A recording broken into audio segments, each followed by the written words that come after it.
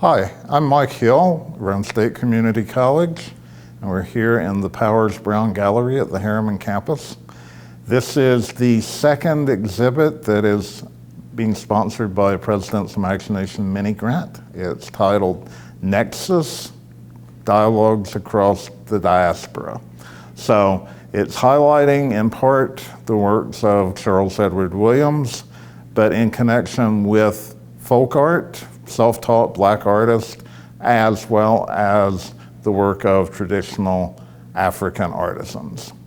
And I'm going to give a general introduction to some of the dialogues that I hope the pieces have and that I hope spectators will have amongst themselves when they come to visit. And I would like to start with a brief passage from Ralph Ellison's novel Invisible Man, which is widely considered possibly the great American novel of the 20th century and certainly the great African American novel. So from the prologue, I am an invisible man. No, I am not a spook like those who haunted Edgar Allan Poe, nor am I one of your Hollywood movie ectoplasms. I am a man of substance, of flesh and bone, fiber and liquids, and I might even be said to possess a mind. I am invisible, understand, simply because people refuse to see me. And the very thing that would mark that narrator as visible, his skin color, is also the thing that renders him invisible as a person. And I wanted to think in terms of invisibility and how this artwork makes the person behind it or the person depicted visible, a way of leaving a mark on the world and saying that I was here, I existed, I am a person, I am someone of substance, someone deserving of being remembered. The contemporary Bahamian artist Tavares Strachan has created an amazing work, which unfortunately I've never seen. It's a 3,000-page leather-bound volume called The Encyclopedia of Invisibility. And he began this project documenting people whom he says history has hidden from us. And he wants us to be aware of all the things that slip through the pages of history, all the things that we should know but don't. He claims, and I'm sure he's right, to be the only Bahamian who's actually traveled to the North Pole. And that experience made him aware of a previous polar explorer, a Black polar explorer, named Matthew Henson. And he puts him into the Encyclopedia of Invisibility. And I'm thinking, okay, who doesn't know Matthew Henson? He's Taraji P. Henson, the actress's ancestor. There was a TV movie in the 90s made about him starring Delroy Lindo. But I went about campus and did a straw poll of faculty and staff and students and asked about, do you know who Matthew Henson is? And to a person, no one did.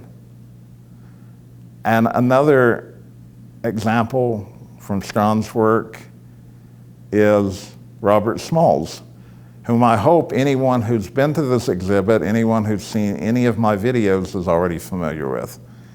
There is a portrait of him on the opposite wall by Charles Williams. He was a slave who commandeered a slave ship and surrendered it to Union forces and in turn rescued and emancipated lots of other enslaved people in South Carolina and eventually became a congressman. But I wandered about the campus asking again, if you ever heard of Robert Smalls? No one had.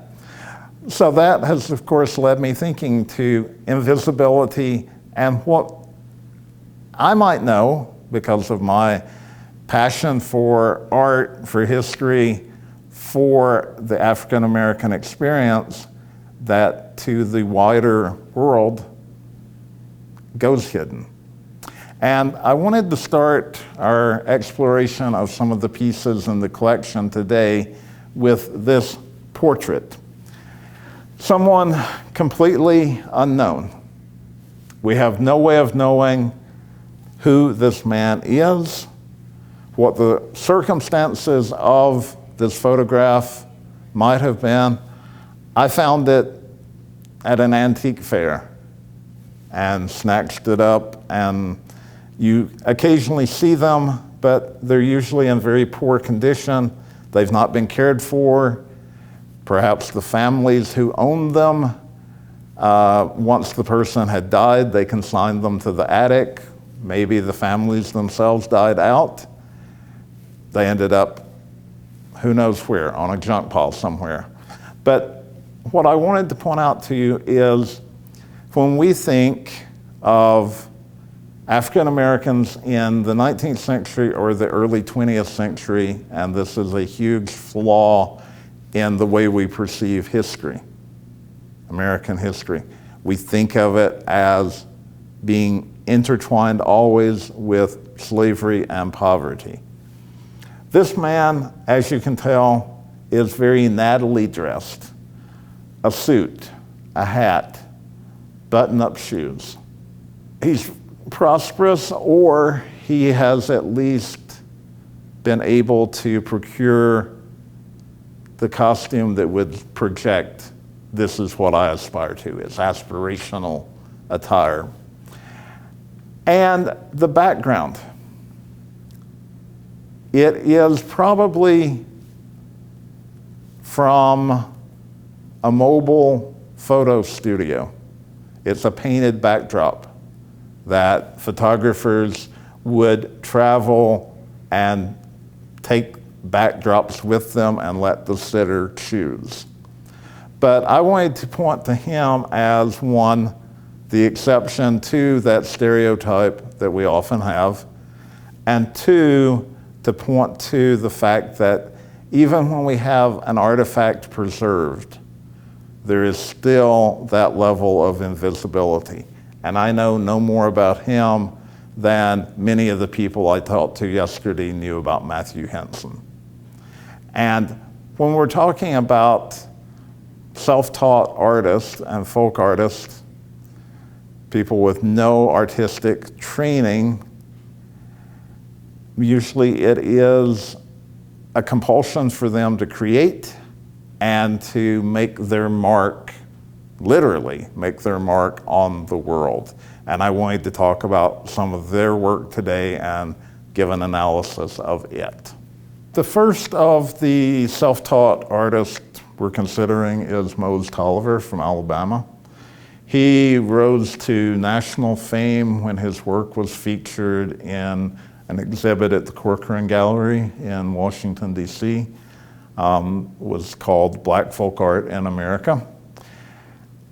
Unfortunately, with a lot of self-taught artists, it becomes a narrative of trauma, and the trauma is seen by the collectors as a mark of authenticity. And I think arguably you could say the same thing about hip-hop artists today, that if there has not been some horrific past of poverty and crime and perhaps substance abuse, then there's not credibility. And sometimes that completely obscures the work itself. With Mose, he was involved in accident at his workplace. He worked for a furniture warehouse, and a forklift load of marble fell on his legs and crushed them, and he was unable to ever walk again without a walker or a pair of canes. And that's when he began painting. And my thesis generally is that if he's trying to make a mark, leave a legacy behind himself, express who he is and not be invisible, he's going to start with an expression of himself, a self-portrait. One of the most widely recognized artistic forms there are in art history. With this one, you'll notice first the canes. That is a trademark. As I've mentioned a few years ago in another video, the legs in all of his self-portraits are very blocky, very substantial, much out of proportion to the arms. And we've got to think, why? It's a conscious decision.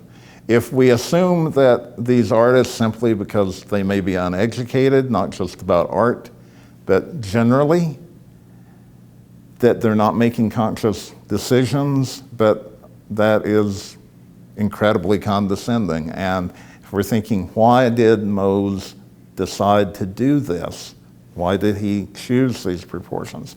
It's probably that the legs are the defining part of who he is, what his daily life is, because they would have limited him so much. But you'll also notice how large the head is, which suggests he's beyond the confines of the physical limitations. There is nothing limiting his mind or his imagination, his vision. And so I would argue that the self-portraits, with those definite, deliberate choices, are all about how he sees himself, not just physically, but sees himself in terms of his personality, his intelligence, even his soul. This piece is slightly different.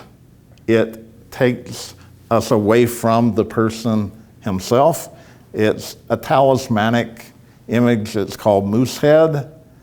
But we've got to think, okay, why do people, as you know, we know from playing college games on a Friday night, you know, what's your spirit animal? Or doing some clickbait quiz, what's your spirit animal? We look for animals that may express qualities that we wish we had. So a moose, not something you commonly encounter in Alabama. Certainly not something you would ever encounter in shades of red and purple.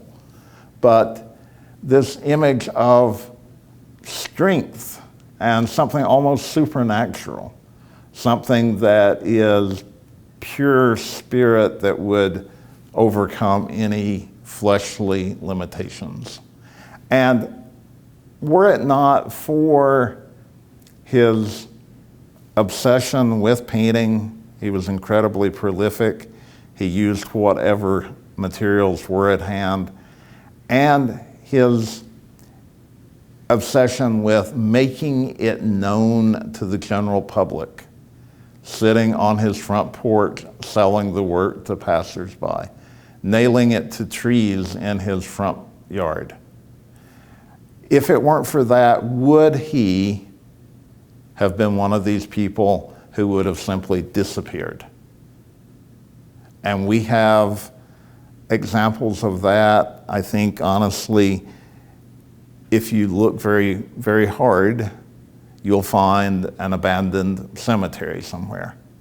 And you will find stones that are either so weathered that you can't read the names, and if you can, you don't know who they are.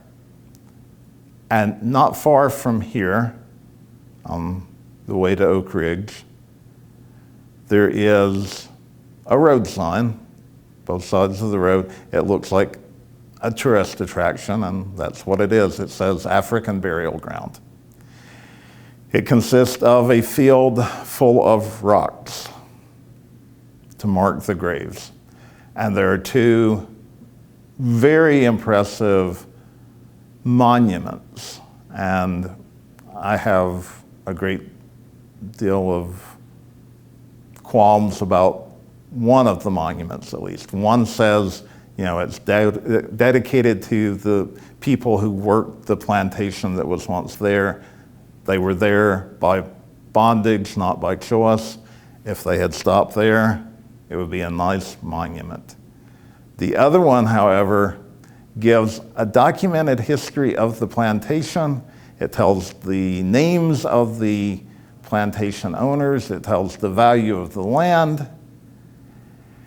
All it essentially says about the slaves, how many there were on the plantation, and the very last line says, and we will never know their names. And there is no attempt in all of that, it's saved to the very end. There is no attempt to discover their names, nor is there any acknowledgement that we would never know their actual names, their African names, because they've been wrenched from one continent and brought to another. They've been wrenched away from familial and cultural connections. And I'm thinking in terms of how that relates to Moses' work, in that he is doing for himself what those slaves could not do for themselves. He is establishing, this is who I am, this is my place in the world, this is the mark that I've left behind, and my name will not be forgotten or hidden. This piece by Hawkins Bolden, who was from Memphis, he worked, as you can tell, with unconventional materials. If Moe's scavenged materials, his is still within the realm of the recognizable art materials. It's paint on wood for the most part. Hawkins Bolden is using very unconventional materials, an enamel pot that he has gouged full of holes, and scraps of hose, garden hose, that he has wired through some of those holes. So you could, in any other context, just mistake this for a piece of junk. He created these works to use as scarecrows within his garden. And he did not see himself necessarily as an artist. That was the outsider perspective, to say, this has amazing aesthetic power. It has real presence. And he, again, was, no, it's a scarecrow. I'm not an artist, it's a scarecrow. But this would be an interesting case study of who gets to determine one's role in history.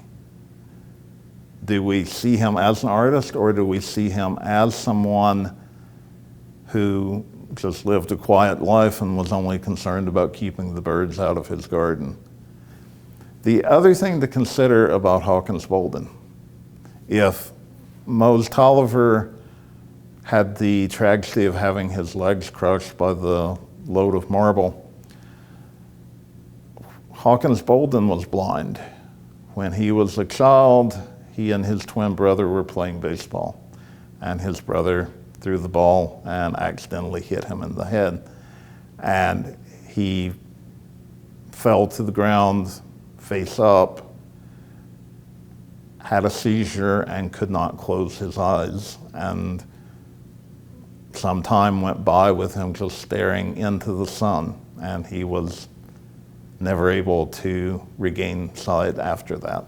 So it does, of course, fit that traumatic narrative that people unfortunately insisted on for a good while in the 80s and 90s with this work, and maybe still today. But it also makes us realize history and identity, you work with the materials at hand. And so he is working with scrap materials easy to come by. He's working with materials that he can feel and having to imagine in his mind what this would look like. He's also, I think, if you want to attach like the moose head, some sort of mystical, spiritual value to the work, then it goes beyond sight in terms of what it says, what it represents. It's an image of himself in some ways, as much a self-portrait as Moe's. One of his most famous works is a set of clothes that are stuffed with newspaper, sitting in a wooden chair with a bucket where the head would be. So again, you take the materials at hand and you refuse to be invisible, whether people will see you or not. And it, of course, takes us beyond, again, if you're being rendered invisible, considered invisible because you are black. He would have been rendered invisible because of skin color and because of disability, as well as poverty. And this is a way of combating all that. The two works here are tin constructions. I think they fit nicely with Hawkins Bolden because they are made of found materials and were outside environmental pieces. The Reverend George Cornegay from Alabama. This one is titled Mermaid. You can see that on the rusted tin he has painted a mermaid figure. Mermaids are a recurring figure in, it's called La Sarine, a recurring figure in voodoo. And if you don't know, voodoo and Christianity are intertwined, deeply intertwined, and part of the diaspora that some of the beliefs brought from Africa via the transatlantic slave trade mingled with the Christianity that was often imposed on the slaves. And it's hard to tell. I don't want to impose meaning on this, but I would say simply because Cornegay would have seen himself as a Christian and as a proselytizer, that it's not impossible to rule out that there would have been a place in his cosmology for the mermaid as a mystical figure. And this one is Moses. And one thing we can think of, and I find this a very haunting image because in certain lights it almost disappears.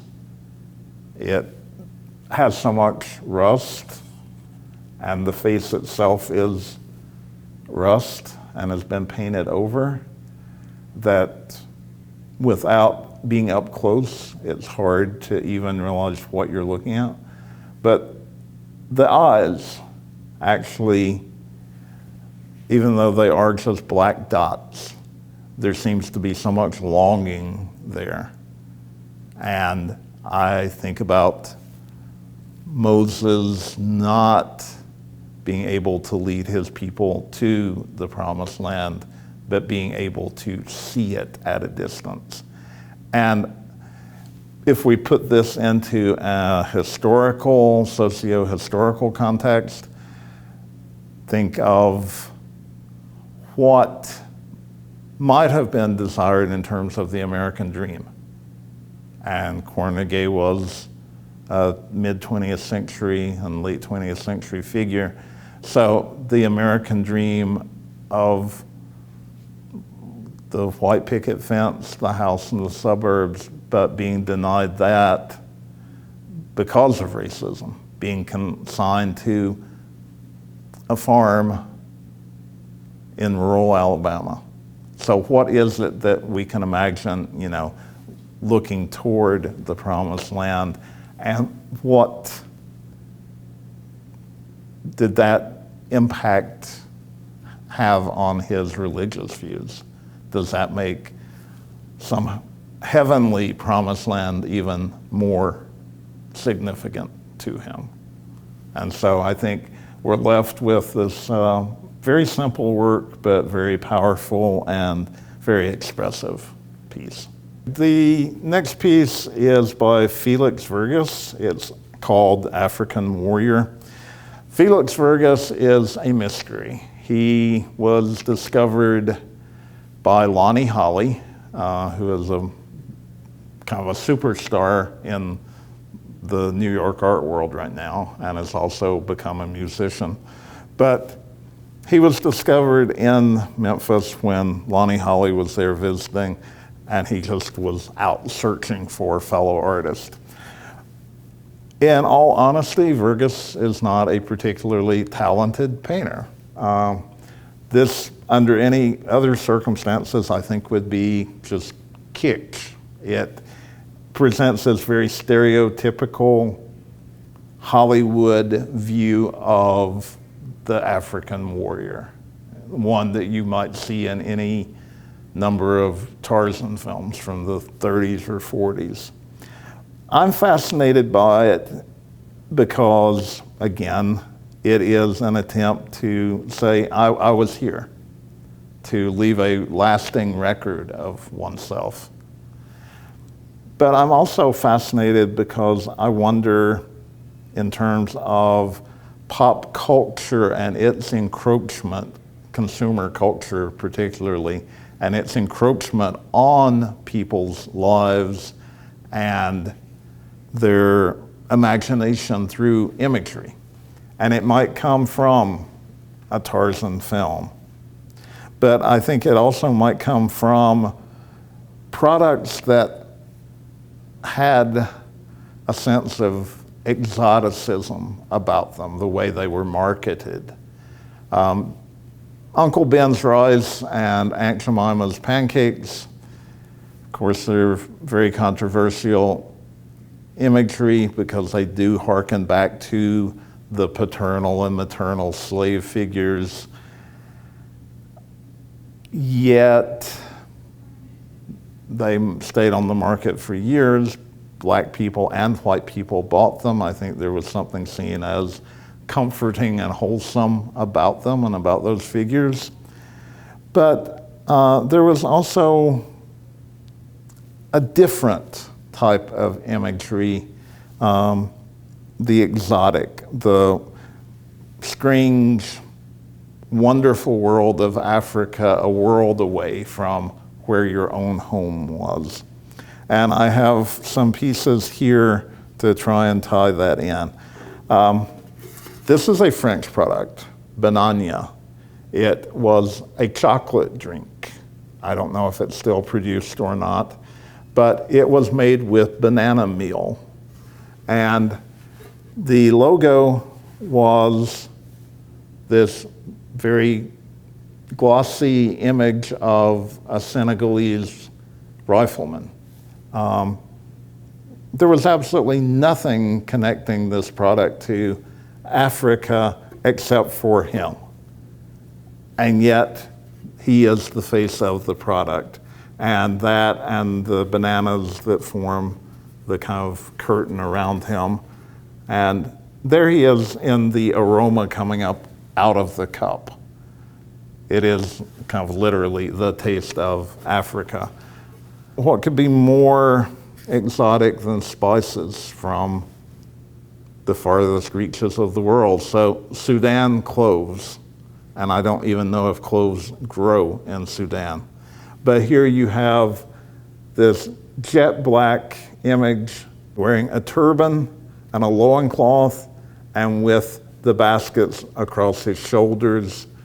And it was actually distributed by a company in Cincinnati, but they're buying into that imagery. And I'm sure that if Verges was not exposed to something like Sudan cloves, he was perhaps exposed to something comparable. And then this was actually a gift from a friend who was clearing out her parents' estate. And I believe it is a Max holder, but it is the height of, I said this was kind of a kitsch picture. This is really the height of something kitschy, that you would have it as part of your living room decor to offer your friends, a light for their cigarette. But the, one eye is missing, but you can kind of see from the other one, it's got the bulbous eye, which is not unlike some of the images, the comic images that we saw. If you are familiar with Amos and Andy films or other films that depicted black stereotypes in the 30s or 40s. If you've seen Spike Lee's film Bamboozled, he does a whole montage at the end. So it fits into that pattern, the exotic nature, the fez, the earrings, the exaggerated earrings, the exaggerated necklace. And I think if we were to do a scale of offensiveness, these rank pretty mildly, but I think we can see, again, what Strawn was talking about with hidden history, a genuine hidden history versus the popular history that is put out there and that consigns people to a secondary or even non-existent invisible role, how prevalent that is, and how so many of these artists had to kind of take it upon themselves to make their mark in the world. I wanted to work our way from the world of self-taught artists to our friend Charles Williams, who is a formally trained artist who also teaches studio art and has had several museum shows. We've talked in previous videos, especially about Chokehold, which is the inaugural piece in Roane State's art collection. And this is Watts Ryder in 1965. These two paintings demonstrate a different sense of invisibility. On the one hand, they're historical archival photos. They would have been published in newspapers. They would have illustrated for, I would imagine, a largely white readership, just how horrible the times were, the inner cities, the violence that was running rampant.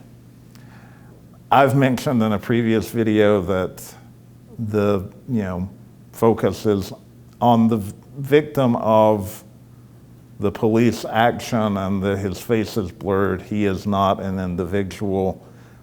He is in a way rendered invisible, and in this painting rendered extraordinarily realistically and in a great deal of detail. The thing is that we don't know who these men are. We don't know exactly what transpired to put them in this situation. And so there is that hidden bit of history that, just like the identity of the man in the portrait with whom we started this talk can never really be identified, the same thing just 60 years ago would apply here. And it makes a commentary on how few things have changed and tells us again why not only this work that we've been examining and talking about, but the work of someone like Tavarius Strawn and his whole conceptual project, how important that is in terms of not just the art, but the social importance, the historical importance, the way it captures contemporary issues. And I wanted to close with a consideration of one of the African pieces a Makande head from Mozambique. This mask dates from the 60s. It's the Makande peoples. They live in Tanzania and in Mozambique. The masks are called Mapiko mask, and they are used for celebrating transitions from childhood to adulthood for both boys and girls. But they have also, as time has gone by, and I think the cultures are less traditional and more either secular or more mainstream Christian with the influence of missionaries, that some of these religious ceremonies where the mask would have represented spirits of the ancestors, that they've now become more of pageants, and they celebrate people in the community or specific social types. So this would be someone probably from the coast wearing a fez. But you'll notice that it is decorated with human hair. Hair that is picked up from barbershops or donated by people who know the artist. And Strawn, I think, with a nod toward his roots, because someone from Nassau and the Bahamas, you know that his ancestors would, in some ways, have been transported from the continent of Africa. And that history, of course, that specific history has been lost. But I think in a nod toward his own heritage, one of his projects has been to create these massive bronze heads, and that he has, like the artist here, has decorated them with human hair, so that he is actually merging contemporary artistic techniques with very traditional techniques, and is bringing the two halves of that world together. So please join me for this exhibit, which will go on through March 31st. I am available to do guided tours and would welcome you to come in and take your time and look through the collection in detail. So thank you very much for joining us today.